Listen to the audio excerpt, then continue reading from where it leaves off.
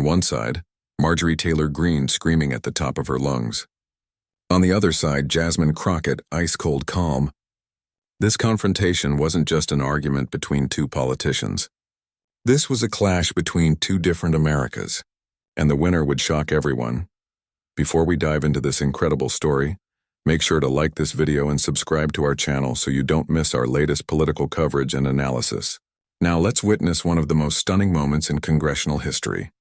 At 41, Jasmine Crockett was a Harvard-educated attorney who had won dozens of civil rights cases across Texas.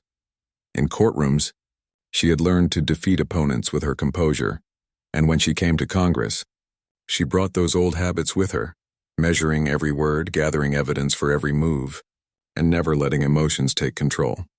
"She's not your typical politician," said a congressional reporter who knew her well. "She's a lawyer, and lawyers win their battles in courtrooms, not on Twitter." Crockett's speaking style was also distinctive. She never raised her voice, but every word hit its mark.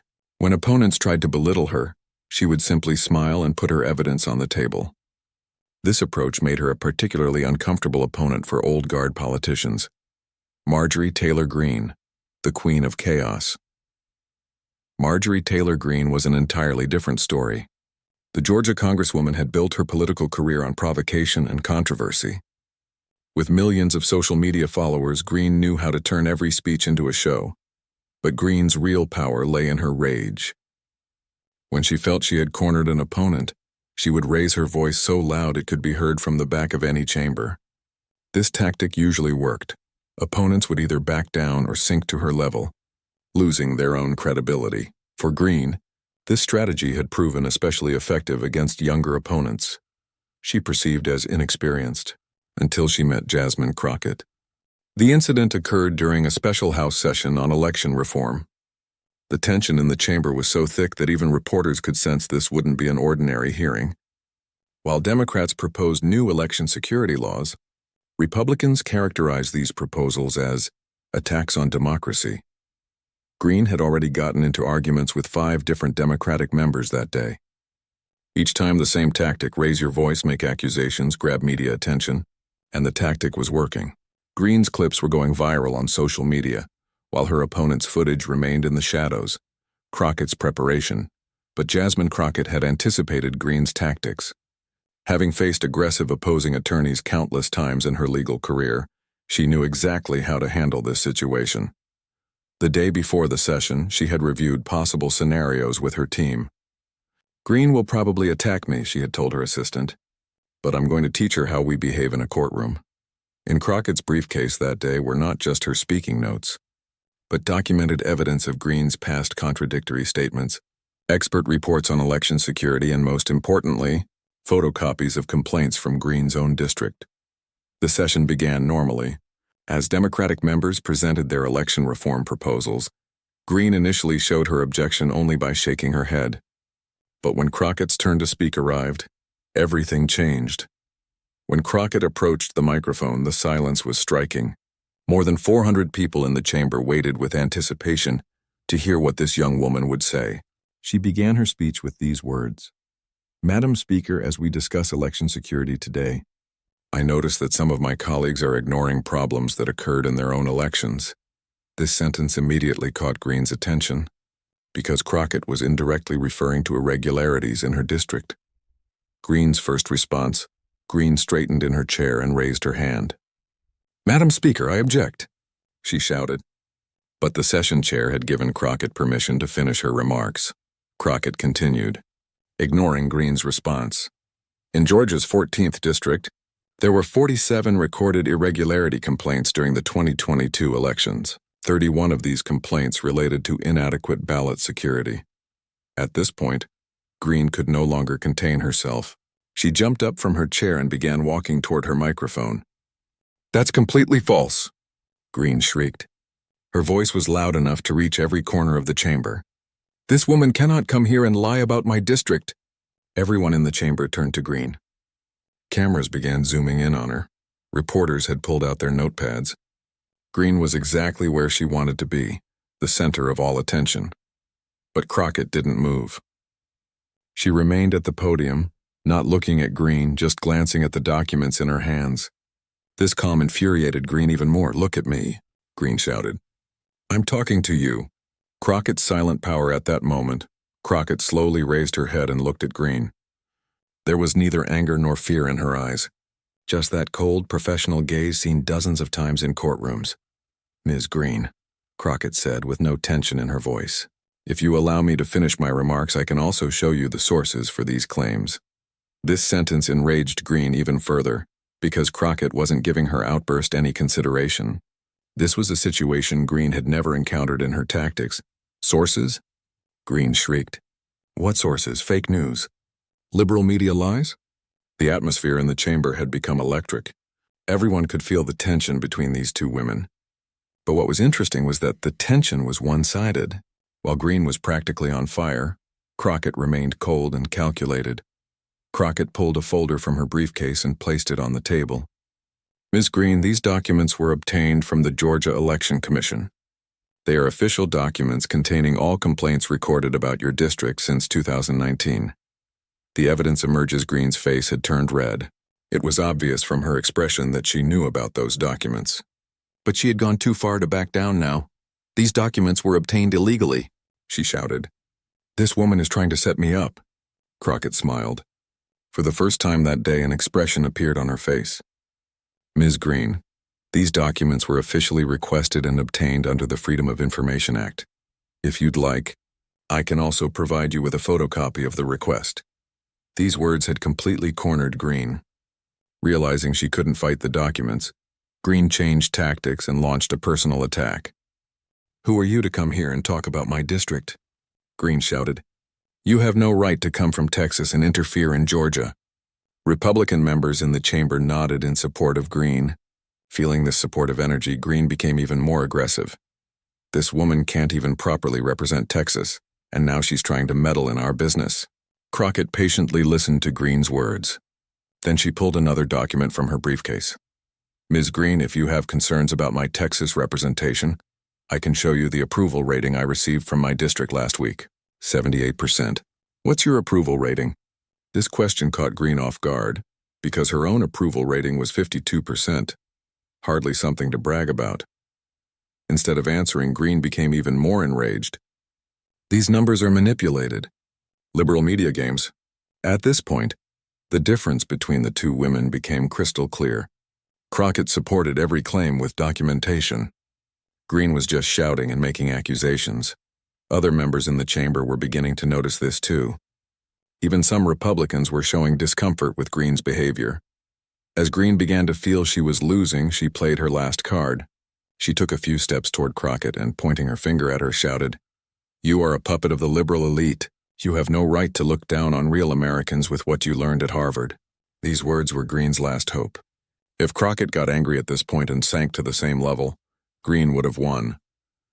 Because the media would report it as a fight between two female politicians, and the real issue would be overshadowed. But Crockett didn't do what Greene expected. Instead, she took a deep breath and said, "Ms. Greene, the most important thing I learned at Harvard was that evidence is more powerful than emotions. I want to ask you 3 questions, and if you can answer these questions, I'll end my remarks here and yield the floor to you." This proposal created a great silence in the chamber. Greene felt she was being challenged and couldn't back down. "Ask away," she shouted. Crockett asked her first question. "How many votes were cast in Georgia's 14th district in the 2022 election?" Greene was caught off guard by this question. "This approximately 150,847, Crockett said calmly. "This number is from the Georgia Election Commission's official report." Second question, how many of these votes had irregularity complaints filed against them? Greene again couldn't answer. "These kinds of details." 47 votes, Crockett said. "And 31 of these complaints were related to ballot security." Third question, how many of these complaints were investigated and resolved? Greene had fallen completely silent, because she knew the answer to this question and she didn't like it at all. "None," Crockett said, "because the local election commission deemed these complaints insignificant and didn't process them." These 3 questions and answers had completely silenced Greene. She no longer had the strength to shout or make accusations, because facing her was someone who knew every detail and supported every claim with documentation. The silence in the chamber had become almost eerie. Everyone was waiting to see what Greene would do. But she just stood there staring at Crockett. Seeing Greene's silence, Crockett concluded her remarks with these words. "Ms. Greene, if you focus on solving the problems in your own district, perhaps you won't have time to interfere in other districts' affairs, because real leadership doesn't begin with blaming others, but with fulfilling your own responsibilities." These words were directed not just at Greene, but at everyone in the chamber. And the message was crystal clear. If you want to do politics, shouting isn't enough, you need to do the work. At this point, Greene had completely accepted defeat. She returned to her seat and didn't say another word to Crockett for the rest of that session. Other members in the chamber had watched this situation with great amazement, because no one expected Greene to be silenced so easily. Journalists were frantically taking notes on this confrontation, because this wasn't just an argument between two politicians. This was a lesson on how politics should be conducted in America. A CNN correspondent whispered to her colleague, "I've been covering Congress for 20 years, but I've never seen anyone silence Greene so effectively." Just 15 minutes after the session ended, Crockett versus Greene began trending on Twitter. As video clips went viral on every platform, comments were divided. Greene supporters called it liberal media games, while a broader audience praised Crockett's professionalism. The part that went especially viral was Greene's inability to answer the three questions and Crockett's calm delivery of the numbers. These images were turned into thousands of memes titled "Preparation versus Improvisation." This incident also changed the dynamics within Congress. Members began to be more careful when entering debates with Crockett, because they knew she conducted detailed research on every topic and kept her documentation ready. Greene, after this incident, began to behave more cautiously. Especially on election security topics, she wasn't as aggressive as before. This confrontation also sent important messages about how female politicians are perceived in America. Crockett had shown that winning through intellect rather than anger set an example for other female politicians. At Harvard Law School, this video began to be shown as a case study in policy classes. It became the most important material for the course titled "How to Make Effective Arguments." After the incident, Greene remained silent on social media for a week. This was quite rare for her. When she finally spoke, she characterized the incident as liberal media distortion, but she no longer had her old aggressive tone. Voters in Georgia also reacted differently to this incident. While some continued to support Greene, others criticized her for being caught unprepared. For Crockett, this incident became the turning point of her career. Her respect within the Democratic Party increased, and she began taking on roles in more important committees. Her constituents in Texas also expressed pride in her. Especially educated voters emphasized that Crockett was doing politics with intelligence. Professor Dr. Sarah Mitchell from George Washington University commented on this incident. Crockett displayed a perfect example of how modern politics should be conducted.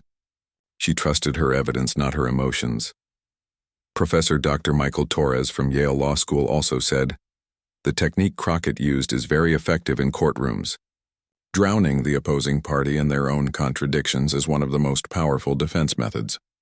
Dr. Jennifer Adams from Columbia Journalism School made this comment. "This incident showed the power of real content even in the social media age.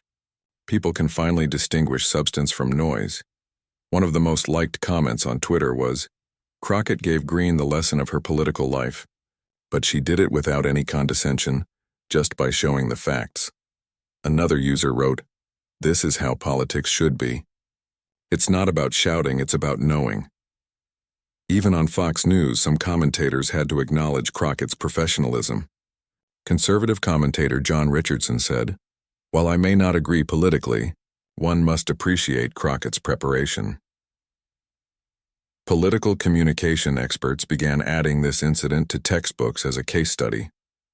Especially in crisis management and effective communication courses, Crockett's method of staying calm was shown as an example. This confrontation also gave important clues about America's political future. Will voters now begin to prefer politicians who actually work, rather than those who just make noise? Crockett's success created an important example, especially for young politicians. The path to success in politics wasn't making noise in the media, but doing your job well. This story actually contains a very simple lesson. Preparation is more powerful than talent. Crockett might not have been a better speaker than Greene, but she was better prepared. And in the end, facts had defeated noise. Perhaps what America needed was more Jasmine Crockett's and fewer Marjorie Taylor Greenes. Because the country's problems would be solved through work, not shouting. What happened in the congressional chamber that day wasn't just an argument between two women. This was America's moment of reckoning with its own identity, and that moment pointed to a hopeful outcome. Real leadership was still possible. The right people just needed to be in the right place. Jasmine Crockett had reminded America that day how politics should be conducted. And this lesson would not be forgotten for years to come.